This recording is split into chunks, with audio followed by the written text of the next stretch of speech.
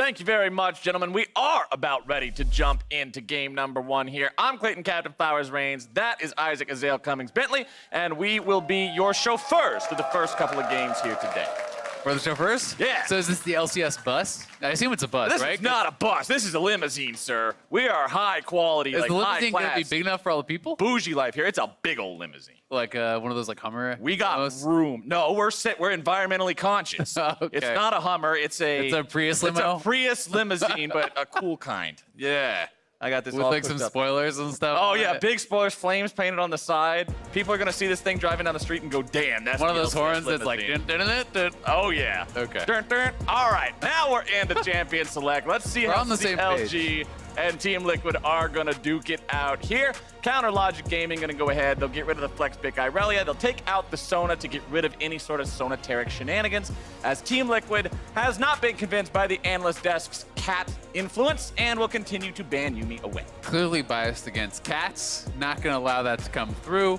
Not too many flex picks have been targeted out just yet. Only the 2 have been taken off the table. TL certainly not a team that has been prioritizing those flex picks as highly as some of the other squads. So you may be able to kind of pass that over in lieu of something like a jungle ban. A lot of people have been talking about Olaf, talking about Sejuani, the power of those sorts of picks these days. But it is actually going to be Xayah taken off the table, looking to deny the Xayah and Rakan that TL have been using a fair bit. It's actually been all 3 games so far this split. Right, it's not just one ban in itself. You kind of get the bonus of discouraging. It's a ban and a half, right? Because you're saying, hey, you don't get the bonus with Rakan. We got to see CoreJJ have some really impressive engages yesterday in Team Liquid's game. Showed a very different level of play compared to what we saw in their loss in Week 1 against Echo Fox. Clearly back on what he's normally able to do with the champion. Not surprised to see that banned out, as Team Liquid will remove the Rumble. Okay, taking away Rumble. Certainly Ruin has already showed it this split, has been very good on it, and Rumble in general just has been gaining, I think, a lot of traction, not only in the LCS, but in solo queue. It is seeing play not only top lane, but in mid, has become quite powerful. But Silas as well as Sivir, so flex pick here, can be going to impact or Jensen, and these Essence Reaver Marksmen are getting a lot of priority these days in the draft. A lot of people really starting to like playing Sivir quite a lot, and it is a very powerful champion in this current meta, especially when you're paired alongside so many melee champions, so much hard engage. The speed up with the ultimate is bringing a lot of extra power. And Silas is just one of these champions that sort of defines the current state of League of Legends. We saw him constantly from every team at MSI. Coming into summer, he's still just as popular as ever. If this guy's up, he's going to end up on one team or the other. And Counter Logic Gaming, they'll grab a jungler there in the Sejuani for Wiggly. And we'll see if they actually want to lock that Lux in. We have been seeing a little bit more of this champion, and yep, we'll see it again. Yeah, we're now 4 for 4 on mage supports here from Biofrost. He really has been prioritizing that. This is the second support Lux play. He had the Yuumi game as well as the Zyra, so a lot of poke, a lot of that sort of lane dominant style has been being brought out here from Biofrost. We'll be interested to see where TL wants to go as far as their support. We are going to get the Olaf, and as we heard them talking about on the desk, Warrior Olaf has been gaining more popularity, especially in the LPL. People are going these more aggressive style builds in lieu of things like the Cinderhulk Righteous Glory, which have been more popular in NA. Doesn't mean we're for sure going to get that, but it is certainly something that is picking up steam in the competitive scene. You know, I love me some Chad builds in the jungle. Azale, hopefully we get to see some high damage output. Ghost Blade first.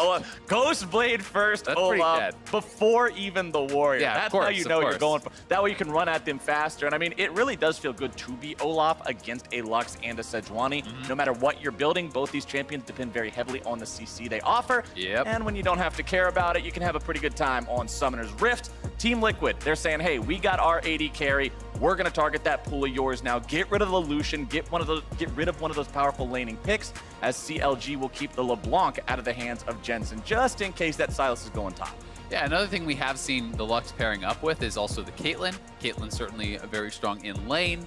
Also does combine well with Lux. If you hit a binding, you can follow that up with the trap, similar to that Morgana Caitlyn synergy that we have seen being brought out in the past. But it is going to be Kai'Sa being taken down thus far, and there's a lot of CC, a lot of kind of dive already on this comp, and certainly Kai'Sa can pair well with champions like the Sejuani and the Aatrox, who are going to be applying the plasma for you, who are going to be amping that damage and allowing you to kind of dive in. Let's see what CLG wants to do here. One more ban they get to decide about. They already know a solo laner, an AD carry, and a jungler, so they're going to target the solo lanes here yet again. Another one of those flex picks taken out. Akali will not be played by the side of Team Liquid. And considering both of the bans that came out from CLG here were targeted more towards the mid lane, you often see Jensen on the Akali compared to Impact playing it. They're pretty convinced, seemingly, that the Sylas will be going top, so we'll see how they draft him out. Yeah, it definitely seems to be the case. Looking like it's going to be Karma as the support. This could be a flex. Yes, we do sometimes see Tank Karma top or AP Karma mid, just used kind of as that supportive style champion, but likely this will be Sivir Karma in the bottom lane. You do have to give the respect over that soul lanes could already you pick, that this could be the support. It could be going a lot of different places here on the side of TL, so they do have some flexibility, and CLG are going to have to reveal the rest of their draft before those final picks. And there is a Caitlyn, as expected. Not too much of a surprise. I do think there's a lot of synergy there. When you're going for the Lux pairing up with the Caitlyn, not only do you have a strong 2v2 and some pretty good lane dominance, you also have some very powerful sieging. You have the ability to really kind of ramp up when you are already starting from ahead. If you win that lane, you can move around the map, knock down turrets very, very quickly. But, okay, the Thresh being over there for a second made me think. Get baited. They might do that last second bait and switch, but no, they will not.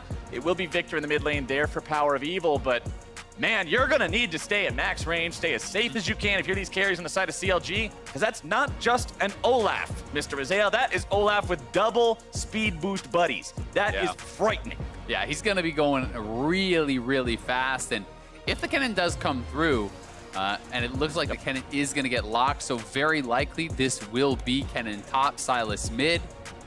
Not sure how comfortable Ruin and PoE are at actually flexing these around, because Victor is actually quite a good matchup into the Kennen, and Aatrox is totally serviceable into the Sylas. So if both those players were comfortable on the champions, I would actually say you should flex those. But I am not convinced that they actually did draft it with the intention of being able to do that. So I do think TL is going to end up with some more preferential matchups, and Jensen is going to have a slew of ultimates to steal that are very, very powerful. Sejuani, Victor, Lux in particular, all very, very good. Aatrox ultimate can be quite effective as well, just for all of that healing and spell vamp that is going to be actually coming through, will make you quite a lot tankier. And I do like the call of sticking to what you know if you have to make the choice. Yes, the matchups aren't as preferential as if you did have the ability to swap them, but I would much rather see this team be on champions they're comfortable with, be on champions they know back and forth, as opposed to trying something a bit more maverick, a bit more out there, and just throwing it up in the wind and saying, well, I hope I can play Victor. Yeah, exactly. I mean, at this level, it's better to have a good player in a bad matchup than it is to have essentially a bad player in a good matchup, right? You know what I mean? And if you're not comfortable on Victor, despite the fact that it's a better matchup in Kennen, you're going to be a much worse player. So, it's not going to work out as well for you. As a result, makes a lot of sense where they are putting these champions. We'll see if they can make it work for themselves in game, though, as I really do like a lot of the matchups that TL have gotten for themselves here. All right, ladies and gentlemen, the crowd comes to life, and we are on to Summoner's Rift for the first time today. CLG versus Team Liquid. Let's not forget that Team Liquid did suffer a surprise defeat to Echo Fox in week number 1. CLG, they've managed to grab themselves a win already. We'll see if they've got what it takes to take down TL. Remember when they played up against TSM, CLG played their own style and going for this massive just AoE composition to blast everyone down at the same time. Unfortunately, they were up against a Sonateric that hard shut that down. The AoE wasn't able to find the mark. But I like the fact that they went all in on this strategy, like you were talking about with Biofrost playing the mage supports. And they're saying, hey, Sonateric is really strong in North America. Here's our take on how to beat it. Yeah, exactly. And I also think it makes quite a bit of sense to some of the adaptations that they have made coming into this draft. One of the things I think they were missing in that TSM game was reliable hard engage. Having this Sejuani here is going to make that a lot easier. There are also some adaptations that are kind of fun to talk about. You can see both of the ADs actually took TP, so the heal is on support on both sides. It is also not Aftershock Lux, which is the standard. This is Guardian Lux, and that is to deal with a lot of the poke that is going to be coming through from the Karma and the Sivir. So these are these small adaptations it ruins, which will help you out with your lane. You know, and likewise, as we see all the Smithy fans, Liquid fans in the family. A lot of fans. A lot of fans here for Liquid today. And, you know, Ruin going to be going Comet because he's going up against this kind of ranged matchup in the cannon. If you can hit that Q knockup, you do hit confirm that Comet, and it allows you to kind of poke back onto this cannon. Power of Evil and Jensen 1v1 here in the mid lane. As you already said, we'll be keeping an eye on Jensen throughout this game as to which of these high-value ultis he's able to steal on the Sylas. That's what really makes the difference on this champion in those big team fight moments. But back to what you said about drafting the engage with Wiggly and the Sejuani and being able to just have that go button for CLG. I know that one of your philosophies for teams that are at the bottom of the standing is to draft simple compositions, go for ease of execution. Yep. And I tend to agree on that. I feel like a lot of times you'll see teams go for these more advanced strategies that are really difficult to pull off, and especially if you're up against an opponent that is of a higher caliber like Team Liquid is compared to most teams in the LCS, you're putting yourself in a really hard spot. I like the fact that CLG has these go buttons in not just the Sejuani, but also in the Lux. Yeah, definitely the case. And, you know, I think TL does have some answers for it as well. You know, you do have the ability to have Sivir try to tank Sejuani ultimate spell shield. You have the ability for Smithy to try to tank that up and then use Ragnarok to actually get out of there. So there are some difficulties there. But we will see if these teams are going to be able to execute on these compositions. And it's also interesting to note that it is Klepto on the Victor. Klepto on Kennen is kind of more standard, but seeing this on PoE is a little bit more rare. Certainly going to have to track how well he's going to be able to actually proc this throughout the game onto Jensen, who is playing the Sylas.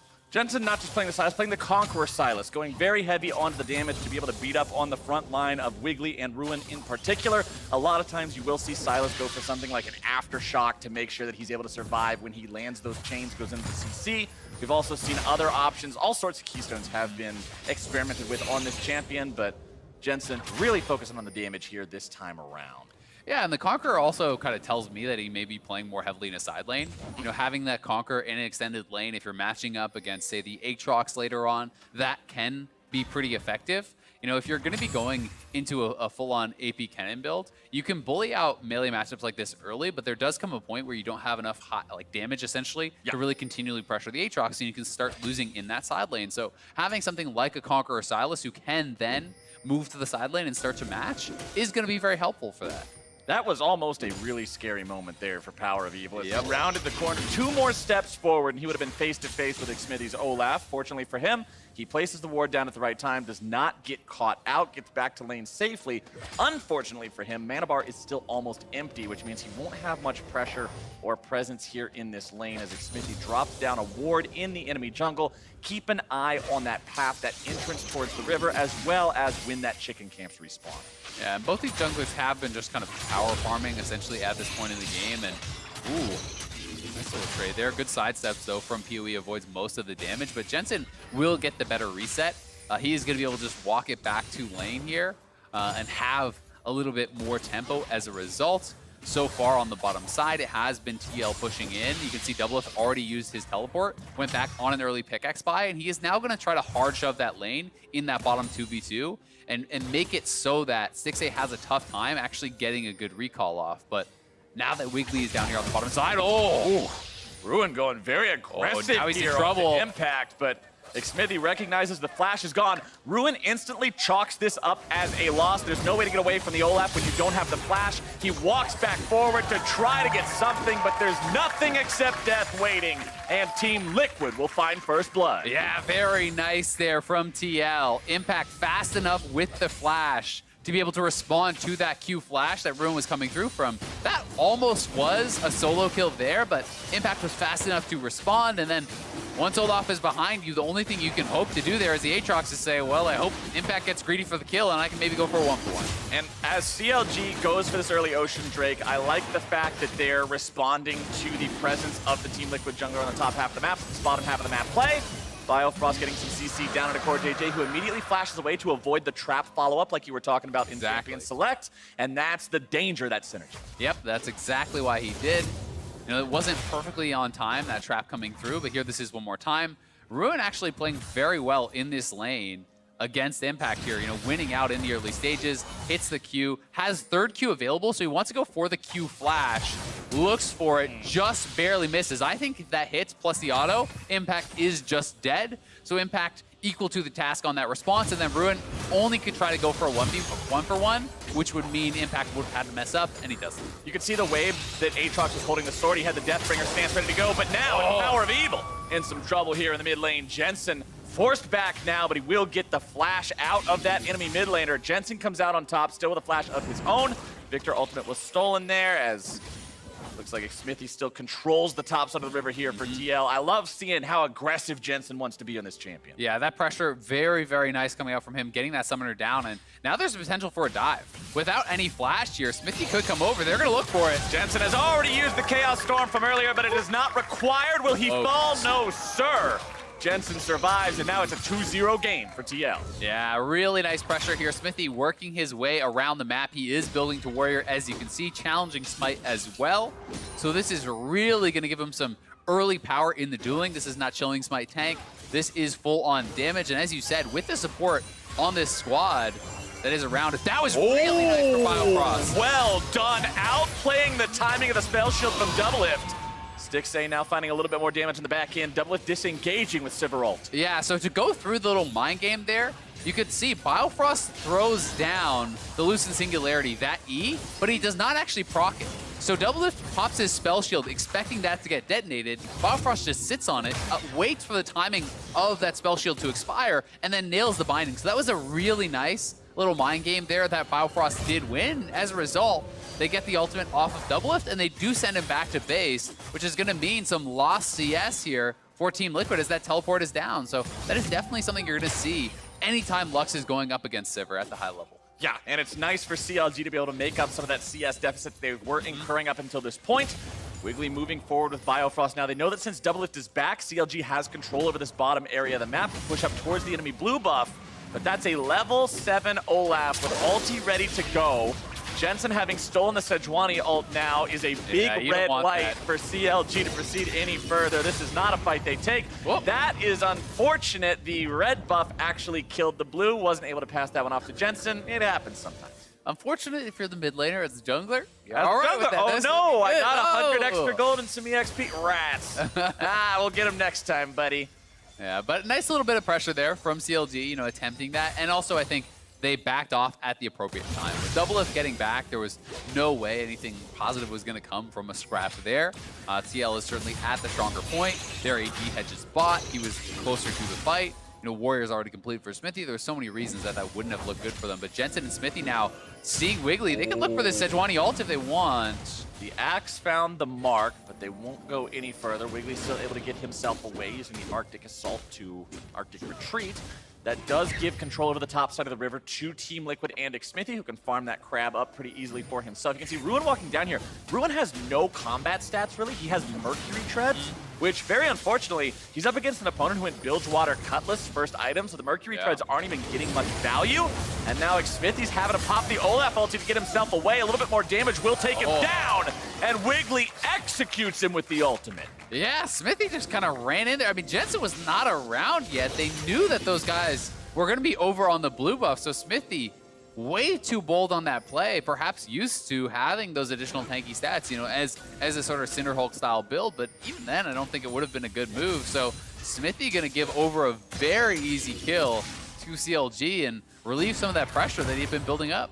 Xmithy, a player that you normally praise for his pathing, for being the brains of a team, but even guys who are known for that will sometimes make those uncharacteristic errors, going too far, not being fully aware of exactly their proximity to the teammate. And for CLG, those are the free ones you take. That's exactly, especially what Wiggly needs to make sure he doesn't fall too far behind in this jungle and always be on that permanent, oh no, where's Olaf? Yeah, I mean, if he gets too far ahead of you, he can just look for a fight anytime he spots you, and instead it is now CLG looking to set up for a potential dive here. Smithy is in the area, though, and Wiggly's going to get spotted. As soon as Wiggly's found, CLG's in a bad spot. Impact looking for an opportunity to go forward. Wiggly still barely getting himself away. 500 HP remaining. Ruin trying to fight this one off, looking to get himself away. Remember, no revive available on Aatrox any longer. Still looking to run away, somehow making it out with the flash. But Jensen takes down Wiggly, and Ruin will surely fall here. Impact not able to find his mark there with his own flash as Ruin flashes away. This Aatrox is on a journey, Azael. He's trying to get himself out, maybe get something back in return, but all he's doing is delaying the inevitable. Ruin tries to get out. All right, he finally gets chopped down. I respect him, man. He even made CLG come up. That was 4 people on the chase from top lane to the blue buff on the bottom side, so at least makes him invest a lot of time there. Double Lift does TP back to lane here. They're gonna grab this early Ocean, or at least look for it, and Smite is available, so. Yeah, it was a lot of time invested, but unfortunately it leads Team Liquid right to the Ocean Drake, which they will now claim. A little bit of damage coming out. Whoa! Wiggly! He makes it happen on not just 1, but 2. Jensen needs one more auto attack and he will fall. CoreJJ tries to go for the flash heal. It was a split second too late. That was nuts from Wiggly and Biofrost. The Q flash over the wall into the 2-man Luxalt. That was so sick from CLG there. Wiggly could not have aimed that better. He locks down Jensen. That was perfect. We're gonna need the replay for that one here in just a second. Very impressed. And now that gives CLG the opportunity to say, hey, it's black and white screens for the enemy mid laner and jungle. Yeah. Shelly's a freebie. I mean, these last couple of minutes have really kind of swung things back towards CLG. They are looking very competitive once again here in this game now. Gonna grab the Rift. It's a dragon apiece. The gold lead, really nothing to write home about. If you can cash in with that Shelly, you're gonna have tied things up. So here it is one more time. They do grab this Ocean Dragon, but you can see Smithy is hesitating. He's not sure, do I really want to blow the ultimate? All right, Victor shows up, I guess I do. Doublelift walks back to give him his ult to get out there as well. Ult, flash over the wall. W hits them both, the Luxalt across them as well. They knock down multiple members, and CoreJJ even looks for the flash heal, but he hesitated a little bit there too. So TL losing a lot off of that play. Both summoners on your support and your one-time stopwatch on your mid laner. Big moves for CLG. Make sure you hit us up on Twitter at LOL Esports with your own opinions on what was the biggest moment in the game with hashtag LCS big plays. As we might get even more here in the mid lane as Shelly summoned up. CLG want to protect her, make sure they get some of that plate money. They summoned her up this quickly, even though the wave wasn't in the best spot, because this right here, 2 plates worth of money, ka-ching, 320 gold in the bank. Yeah, that is going to feel really good right there. Cashing in on those plates, that's a kill worth of gold that they did grab, and they got it with only a couple seconds to spare before the turret plates do just expire right now. So well done here by CLG, battling back, keeping this game close thus far against TL, and we'll see if TL can find a more decisive fight in the mid game. This is certainly, if you're looking back to spring, the kind of game that you'll be feeling very, very confident about their position in. But we did see them give up that loss last week in what was a fairly similar game. They actually had a much more significant advantage, and they weren't able to execute in that mid-game Q fight. So they're going to have to show it to us, see if CLG can pull it off here. And what we're looking for that CLG pull-off, pop-off moment is finding these continued engages like they're doing with Wiggly. We already talked about how important that go button is, and CLG have found a way to make that success so far. You can see there the plates. They were able to get themselves 4 of them. TL, no plates at all. That is a really rare sight to see. TL, really well known, in North America for their dominant lane phase. They usually are a team who is grabbing a lot of those turret plates, getting the additional gold. This time, CLG equal to that task, not going to be giving up much, and we'll see if they can actually get a lead going forward. I do think that this damage build on the Olaf can be extremely powerful when supported by that Sivir ultimate, when supported by the Karma shields. But that being said, if you are not ahead, it does hit a point where you are ulting, you're getting those negative resistances, and Victor and Caitlyn just kill you. Right? Like, you just die while you're trying to run in. So you need to be playing from a point of power. They are certainly strong enough still to be looking for those plays, but you want to see them finding opportunities to look for those engages in those team fights around those neutral objectives. Chad builds truly are a double-edged sword. Yep. Fall behind too far, and the game quickly becomes a 5 versus 4. But bottom side, it's Stixxay and Biofrost using the power of this long-range lane to take down the first turret of the game and put CLG in the gold lead. Yeah, and really the first kind of time past the very early seconds of the game that they have had that whatsoever, but now looking for the all-in. Nice engage from Jensen on the Power of Evil. McSmithy makes his way into the fight now too. PoE barely able to escape from this one. Has to be careful about stray axes at the end of the fight. CLG disengaging there, keeping their mid laner alive. Yeah, and it does actually cost TL the flash, though. You know, so yes, they did get some lane pressure. That is nice. They will be able to get some damage down on this turret, perhaps even take it out. But at the end of the day, it's TL who look for the play and do end up losing a summoner. So it will be them just moving down to the Infernal Dragon. They're going to try to get vision around here. That is spawning in 10 seconds, so TL wants to have priority in this area. Will be the first ones to the spot, and we'll be working on getting that vision. And as long as you can secure this Infernal Drake, popping Jensen's flash there in the mid lane to not get a kill or a turret is just fine. If it turns into the Drake, totally worthwhile investment. However, now they've got to consider the fact that Jensen is vulnerable here on this Sylas. Power of Evil with the Chaos Storm ready to go. Jensen having stolen the Lux ultimate means some more burst available for the side of TL. Yeah, and look at the top laners up here on the mini-map actually fighting it out. You can see Ruin had the first move. Neither one of them had TP, so he was actually cutting off Impact. Impact had to walk the longer way, and now CLG has priority on this dragon. You're going to have to try to engage through Caitlyn traps, which would be so damn hard. This is one of the most difficult parts about playing against Caitlyn. Caitlyn and Victor, this is the wall of nope. You do not walk through that corridor. Yeah, that was really well handled by CLG. TL were the first ones on the play, but Ruin had the earlier roam. He was able to actually cut off Impact. Neither of them had the TP, and TL just got straight up outmaneuvered and are going to have to give over that very juicy Infernal to their opponents. CLG playing impressively so far here this game, still maintaining an ever so slight lead over the current LCS champions, the MSI finalists in Team Liquid. CLG better than Invictus Gaming. Ship it. Has CLG's time truly come? We will see. I mean, they're also an MSI finalist. That's true. It's all adding up now. It's an MSI finals. We're connecting the dots. All the pieces are coming together. Yep. And for CLG, items are starting to come together now as well. You can see with the Infinity Edge and Berserker's Greaves completed for Stixxay. Now he's got the Kerchase Shard in inventory, moving towards what is likely the Rapid Fire Cannon. As Jensen and CoreJJ retreat here in the top side. Also, always worth keeping track of a Kinnon's build in any sort of a Kinnon game.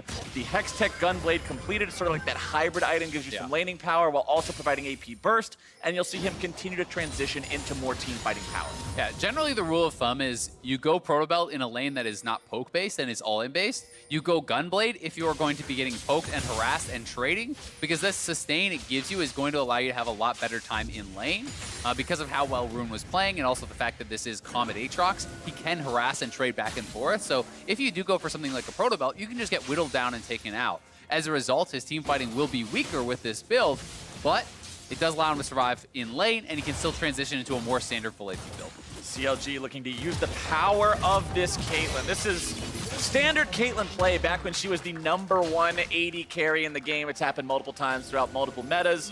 You take the bottom lane turret, and then Caitlyn just goes on a tour de rift and walks around, blasts all the remaining turrets down across the rest of the map, and it's so difficult to engage because of what we saw in the river around the Drake fight, those traps, especially when you've got something like a Victor and a Lux on your team. There is so much zone control for CLG. Yeah, exactly. You drop the Lucent Singularity on one side of the turret, that Lux E. You drop the traps on the other side. You can really zone people off quite heavily. And, you know, this is a shield max Lux, which is going to be a lot of shielding in these team fights. You know, it is over 100 on the way out. It is more than double that on the way back, about 250 on that shield. So, you know, if you're accurate and hitting a lot of members on your team in a team fight with that shielding, you can be putting out an incredible amount of damage absorption. TL still keeping this game incredibly close. It's not like CLG are continuing to build the small lead that they found. TL is not the type of squad to allow themselves to bleed out after falling slightly behind. So definitely still anyone's game here. Team Liquid is not a squad you can underestimate even for a moment. Let's see how things continue to play out. As you can take a look at the vision here from the side of CLG, things are looking awfully dark. They have a couple wards in their own jungle, but despite the fact that they've taken down the tier 1s in both side lanes, they don't have the ability to push up anywhere just yet. Biofrost trying to get himself away from Jensen, who's going very hard forward. Biofrost keeps himself alive, pops the heal, and still gets away pretty good. Yep, using that shield defensively. You know, does drop the heal as well. You can see, though, Jensen at a pretty strong point in the game. They're going in. Oh, comes Wiggly. The laser goes through. It's only able to find its way onto Xmithy. Wiggly goes into the stopwatch, making sure Team Liquid's not able to find the counterattack, and this gives the opportunity for the rest of CLG to move up, find a little bit of damage onto the tier 1. Laser comes back out from Jensen. Anything you can do, I can do better. Neither one of them's going to kill anybody today, and the siege stops.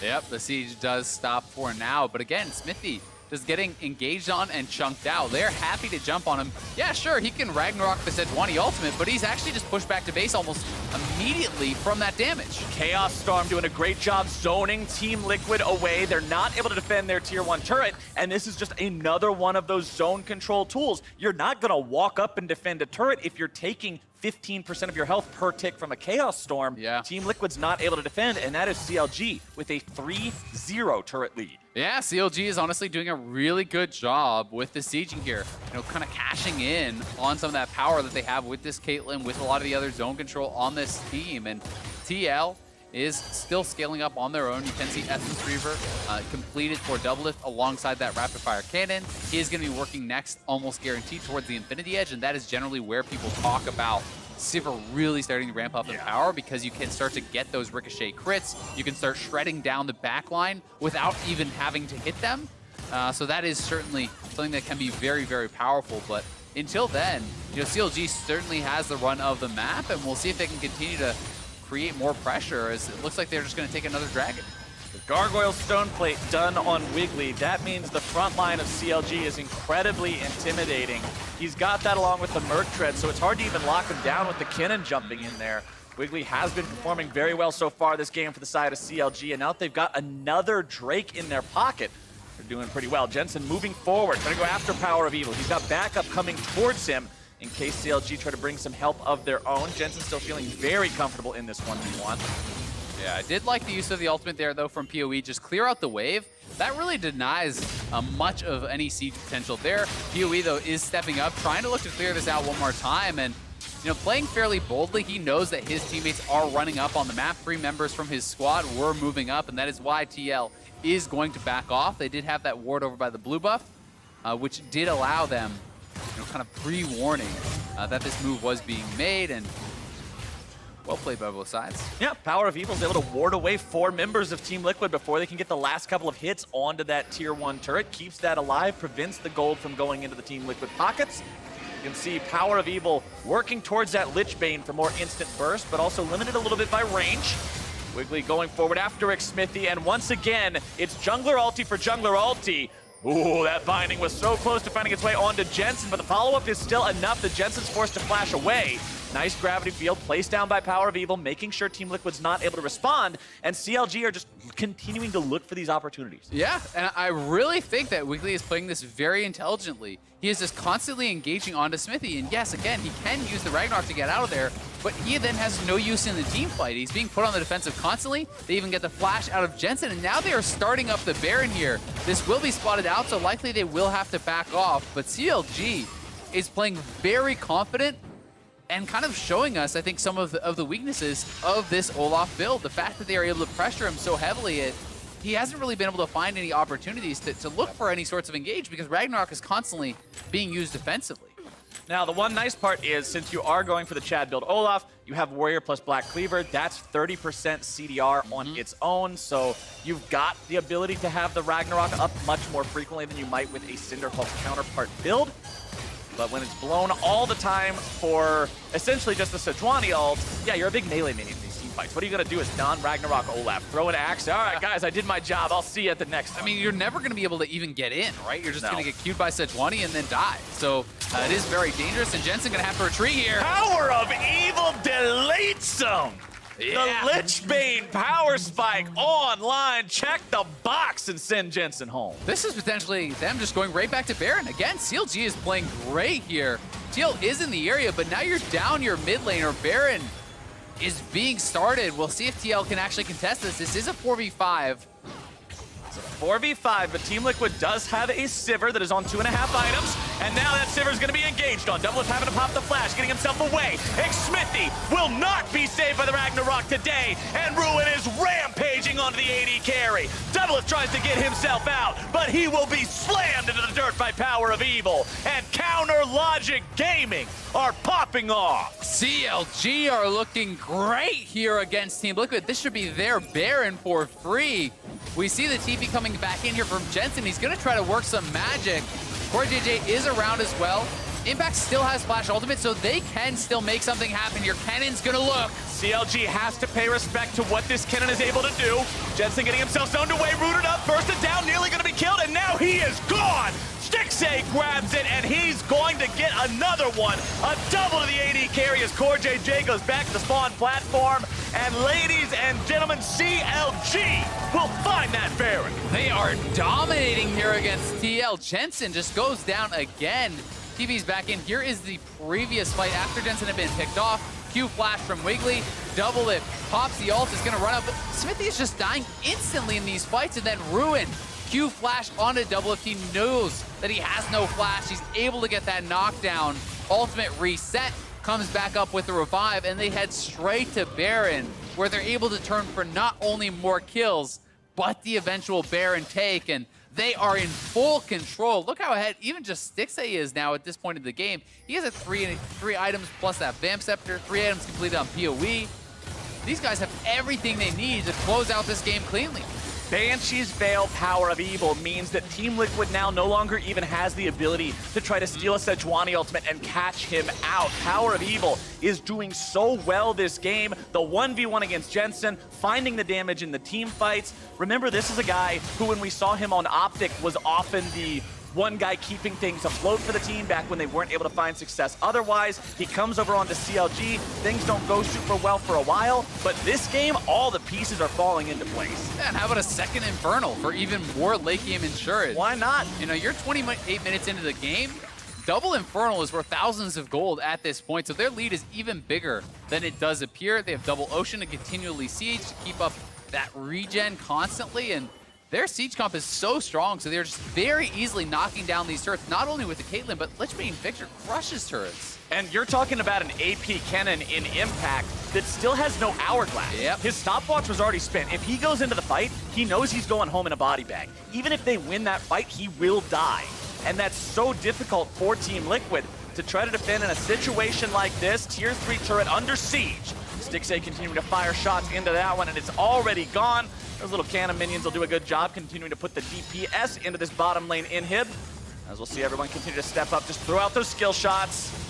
Losing Singularity down just to zone people away. But here comes TL. Impact looking to find his way into the back line. He's going to be rooted up, not able to find his initiation, but the shutdowns there, and Team Liquid will find Power of Evil.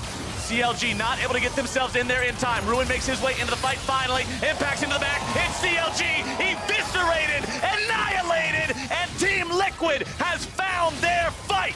Yeah, and CLG just re-engage on a fight after their mid laner is dead. Impact still had his cooldowns, and I don't know what they were thinking, getting way too confident there. TL pulling back into this game. I said Impact would have to die if he engaged, but he found the flank, he found the opportunity with the burst gone, and that is exactly what the doctor ordered for Team Liquid. I mean, that is so huge, such a massive swing in gold. They kill 4, get some of those shutdowns. They're gonna knock down a mid lane turret, pushing up these waves. They could potentially get another turret here as well. Power of Evil is back, but geez, that was a costly mistake here from CLG, and they're still in a good spot, still can win this game, but that is not the kind of error you want to see when you are this close to taking down TL. And as the Baron power play timer nears 0, negative 2,000 gold from all the shutdowns and the turrets going over to the side of Team Liquid. Jensen. CLG commit a critical error as Jensen will now try to escape. Biofrost and Power of Evil are on the way. Nice dash out of the way of the light binding, but Xmithie and Doublelift have showed up. Power of Evil fires off the laser, not going to grab anything. Doublelift popping the ulti just to make sure Jensen gets out. Yeah, very well done. You know, the rest of the team coming up to support him does get him out scot-free. Thought they certainly would have been able to take him down there, but here this is one more time. So, you know, Power of Evil is the initial one they are going to be able to engage onto. You can see Ruin is over in the mid lane. Smithy flashes in on PoE. PoE almost one rounds double, if barely not being able to take him down. Then why try to force this re-engage? The flash in. Impact still has everything. You're flashing forward, trying to engage past the Kennen, who then just roasts your backline. Ruin not able to get done anything there.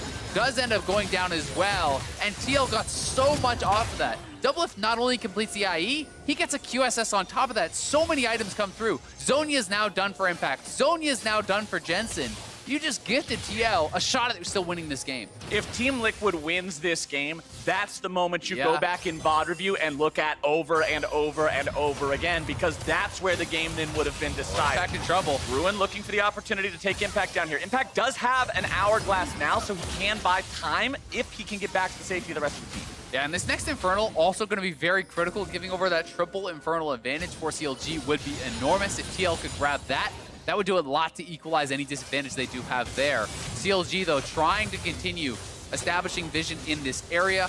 You can see they are clearing out all of these wards. If you look at this bottom side jungle here on the minimap, there's really no vision for TL. They have one ward, two wards over the wall there, but they can see nothing in the area of that dragon, and CLG wants to again set up that zone of control. They want to be able to drop those traps, have that gravity field, and really create a situation where TL cannot even try to challenge for it.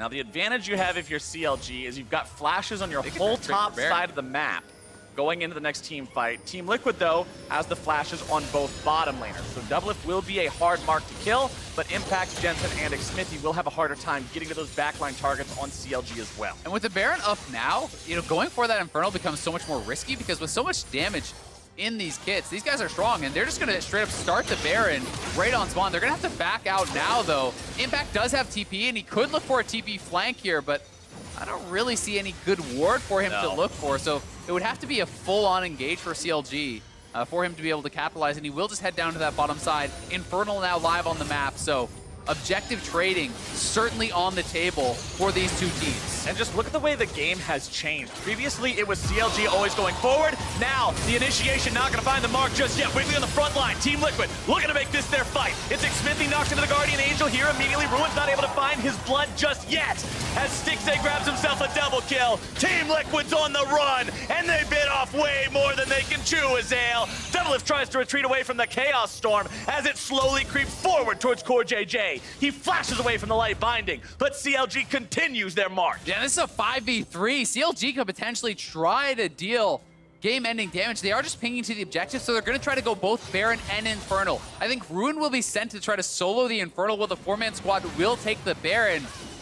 And that TP play from Impact got absolutely nothing done. I mean, he TP'd straight in onto a trap and just straight up died. TL are going to challenge. They will try to at least grab the Infernal here. We'll see if they can do it. They have no jungler, remember. While Ruin is not able to solo the Infernal himself, his job is to try to buy enough time to prevent Liquid from taking it if he can. That will not be the case. That was a close snipe there with the laser. Not quite finding it, though. Team Liquid will at least get a little bit of a silver lining along that dark cloud, but let's take another look at this fight. Yeah, so watch this TP. This is not really the best TP flank, and Stixxay says, great, I'll just drop a trap. So Impact does come in, immediately Zonia's to not get trapped up, but then he's just going to get trapped straight out of that. Caitlyn denies this sort of a play so easily. Yeah. You need to be TPing in from behind so that you cannot have the traps pre-set up on that play. Smithy is focused down, Impact is out immediately, and with those two frontliners down, CLG was always going to win the fight, and again, showing they are not done yet in this game. They are still in a position of control. Power of Evil also having his juke boots laced up. That could have been a very different fight if Jensen's initial stolen Sejuani ulti made contact with the CLG mid laner, who did not have his Banshees up and has no QSS. And remember, this is actually a triple Zeal build coming out from Stixxay. So he's already at 90% crit. This is pretty rare to see these days. You know, skipping a Last Whisper, skipping a QSS or anything like that. He is going for 100% crit build here with triple Zeal. So if he completes that last item, and even if he doesn't at this point, 90% crit, you are going to shred through people. It's so much damage. Bloodthirster also done there as now. Oh, that See is you a later. catch if I've ever seen it. Biofrost takes the credit. Impact's prowling around looking for a flank, but instead he's the one who gets caught out. And now Jensen and the rest of Team Liquid have to somehow defend 4 versus 5 against a Baroned up CLG. Ruin is in the bottom lane, How do you split engage? pushing. I mean, there's 4 traps and the gravity field. There's no way you can engage, and yet Ruin's just going to knock down Inhibitor for free on that bottom side. CLG are closing in on him. Gravity field not going to be needed just yet. Chaos Storm was stolen and dropped down. CoreJJ taken very low. Ruin into the back line, and Stixay goes on a killing spree. Team Liquid retreats. Doublelift tries to throw out some boomerangs on his way back into the spawn platform. But that's all he'll do. Ladies and gentlemen, Counter Logic Gaming take down Team Liquid. The best game of the season from CLG by far, knocking down Team Liquid here in a very impressive display, utilizing this siege composition to such great effect. TL never really able to find their engages. They were warding off and tracking Impact so well throughout these fights, constantly being able to deny him from getting those engages. The lasting thing that's just gonna stick with me about this game is how decisive CLG looked. This was not one of the very common situations that you see where a team goes up against one of the top teams and they get all nervous and they won't try to force anything even when they have a lead. CLG walked into the Baron pit so many times and just started doing it. Yep. This is the kind of play that you see in international tournaments where the teams aren't actually afraid of each other and they say, no, we have a lead. We're going to start Baron. You must answer. CLG had that same attitude against TL, and it put them in a spot where they made TL answer, and it was just so fun to watch because they were in control and they knew it. Yeah, they certainly were, and despite the fact that they, did make that one mistake in the base where they give over all those kills, CLG did not just roll over and die. They just went right back at TL. They realized, hey, yes, we messed up. We're still in the lead. We're still in a strong position, and they continued to look for fights, to force around objectives, and this was a beautiful game from Counter Logic Gaming. This was honestly really, really nice to see from them. I especially think Wiggly needs a lot of credit for how he played and attacked Smithy in the jungle. All of CLG did their part to make sure it happened, but for more on the victory now, Riv is standing by for an interview with CLG's jungler. Thank you very much, gentlemen. I am joined by Wiggly after Counter Logic Gaming's win over Team Liquid.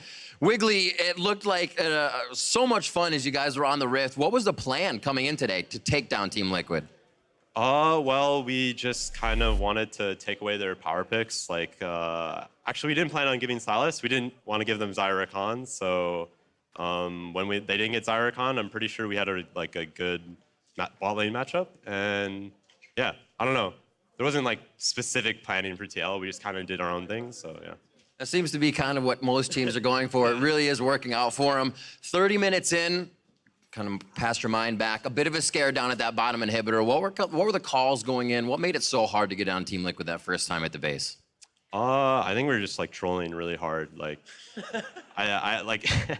had the scaling comp and we were in a winning position, and we just everyone kind of just was freaking out. We're like, we're winning, you know. So I think we just need to calm down next time and not overthink things. So yeah. Don't counter logic yourself. Final question. What are you looking as a jungler to improve on this season? You're becoming a long-standing member of CLG. What's the focus for you in summer? Winning. I like it. Short and sweet. Ladies and gentlemen, Wiggly, jungler for Counter Logic Gaming. We're going to throw it back to the analyst desk.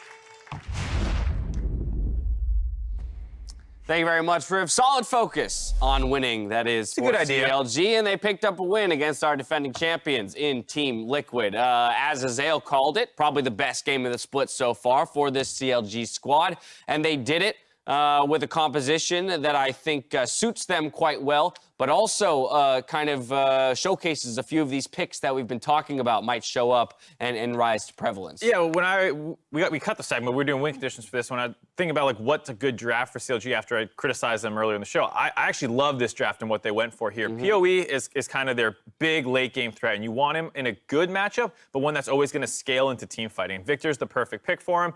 The thing is, when you pick those kinds of things, you usually don't have pressure in the mid lane. So, kind of prop that up with really strong side lanes that don't need babysitting, so you can kind of focus more around mid lane. And that's exactly what Caitlyn and Lux do. And that's exactly what Aatrox is able to do. So I absolutely love this draft by CLG. I really like the Sejuani as well. I think it's a pick that you are going to have to first pick it now. It's rising in priority, and the Olaf as an answer is really an early game answer, and you're still gonna have to draft an engage tool for it if you're not snowballing enough. So the Karma and the Sivir, yes, they do have some synergy, but typically you want to have a Nautilus with the Olaf so that you can start a fight very easily if your Olaf can't do it because he's going to be building AD. So that's why you want to offset that. But I think that for Stixxay having that Caitlyn, that's a pick that I'm not happy to see back in the meta. It's just But it's his best champ. And while for many, they'll look at TL's composition in isolation and say, hey, that's a strong composition. I think you'll see the difficulty of piloting that composition into CLG in the late game. Before we get to that, we got to talk about Wiggly on that Sejuani pick that you called out, Crumbs.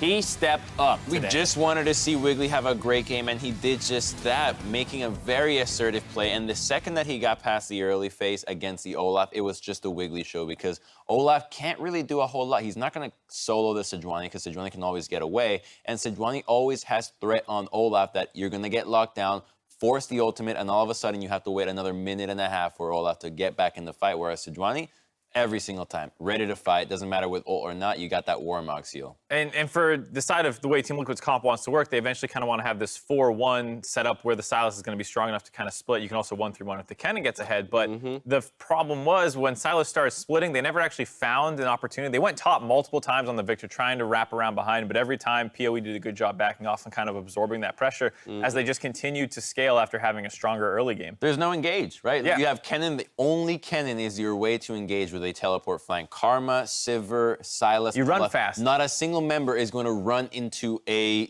Gravity Victor, field. Lux, Caitlyn trapped, and the Sejuani body blocking. So they just had no answers. Right. And the teleports that did happen from Impact were leaving a lot to be desired. Right, there was only essentially one team fight for Team Liquid, and it was the one time that Impact was able to get an ultimate onto the backline, zero out a couple of members. But I want to return to your point, Mark, around the 1-4 kind of setup for Team Liquid and the response from CLG.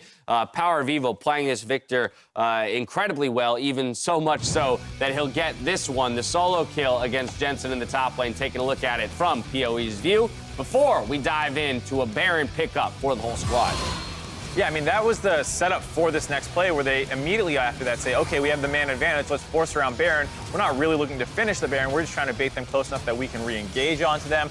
Like Crumbs was saying, they have so many more tools at their disposal to go forward, with that Sejuani being a great start to a fight, that as soon as they get that, they grab the Baron. And the game was still hard. Like, TL picked a fight or two, but that was really when things came off the wheels, because when the Victor starts killing the Sylas in the side lane, you are in some trouble. I will say that wasn't necessarily a full solo kill. The Caitlyn ult, that's true, the Caitlyn ult came in. Prevented some of the healing, right? Because he could have been counter-engaging. That's very fair. That's very fair. Okay, 2v1. I take it all back, Power of Evil. You're not as good as I said you were. No, but for this CLG squad, I guess, in seeing this, is this, I mean, you mentioned this was the kind of composition you'd want to see out of them. Has CLG found their answer to their season-long struggle in terms of how to operate as a team? I hope so. I hope that they take this blueprint game and say, oh, this wasn't just good against Team Liquid. This should be our primary play style where our bot lane gets winning matchups. Remember, Kalista was also a pick that Stixxay Top was winning too. Yeah, Top gets these bruiser, frontline, 1v1 type champions, mid lane hyperscaling mage, or even like a Kassadin is fine. Anything that's going to scale really well. And your bot lane plays an aggressive Kalista, Caitlyn, these kinds of lane dominant champions. I think that's a blueprint with enough champions in those pools that you can run that time and time again. Yeah, I want to see the Sejuani, the Victor, and the Caitlyn over and over and over for CLG. I think that the Victor is perfect for PoE. Great wave clear, lets you stall out late game. Always big impact in the team fight. If you get caught, use all your spells right away. You still have a huge impact. You can win the bottom lane with the Caitlyn now, and then the Sejuani for Wiggly. These are bans that people are going to have to start looking at CLG moving forward, just off of one game. Brief point on TL. They're now sitting at 2-2. We talked about the expected come down coming off of MSI. So instead of evaluating necessarily, the team's power level here, I more so want to just get a sense from you guys when it is that we're looking to, what's the inflection point of this split in which we're looking for TL to kind of return to form?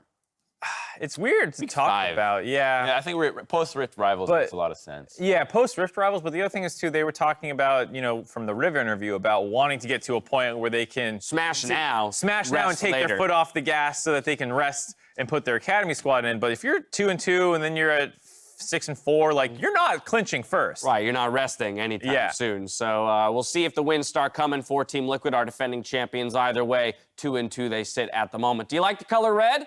Like supporting teams? Lucky you. Team passes for Clutch Gaming and 100 Thieves are available in client now. Set up your team pass, unlock the team-specific icons, and level up that in-game experience. Check that out and meet us back here for 100 Thieves versus Clutch Gaming after the break. See any red on this desk? No, not at all. Well,